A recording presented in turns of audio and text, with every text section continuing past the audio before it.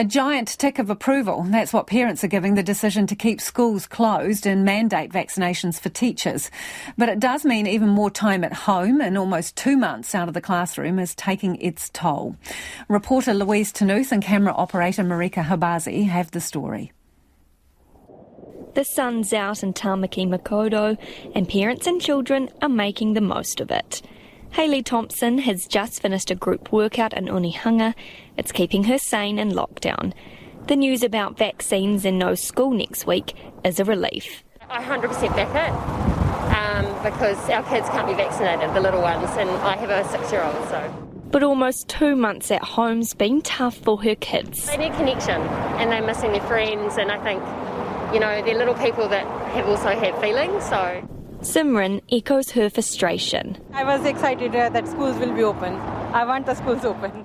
As for vaccinations, she works in the education sector herself. I work as a teacher and I'm vaccinated. And you think teachers should be vaccinated? Yep. Why is that? Because vaccination is a kind of prevention. It's not a basic precaution, but still it's a precaution.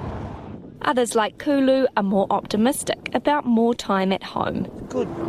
Just all together as family, and let's just come to homework all the time from the school, every school. I believe it's good. Yeah, I believe it's good. It's the number one country in the world. Across town in Mission Bay, many are relieved kids won't be back in school next week. Yep, I'm very worried. So obviously happy that things aren't going back. Hopefully that they won't go back, they will just do online learning. Finding time to get some sun in between juggling working from home on top of schooling. Obviously I'm working, so I just take a day off. It's hard for us, especially for the full-time parents. Lucky we got the in-laws to help us. I think that's the right thing to do, because we don't know what's going to happen, and it's the kids, it's our future. Vivian's in year 3. She's enjoying all this time to do, well, whatever she wants. I think it's great because I like staying home sometimes.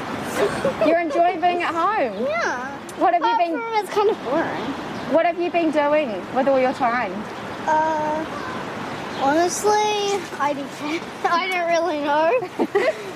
Mostly I've been lying around playing and some of that other stuff. Are you missing your friends? Kind of. Alyssa is a nanny for 2 kids. She's worried about their lack of routine in lockdown.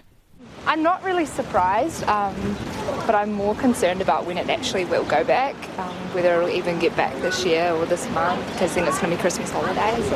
Yeah, so she started school like a couple of weeks before lockdown. So she was like brand new into school, just getting into the swing of it, and then boom, lockdown.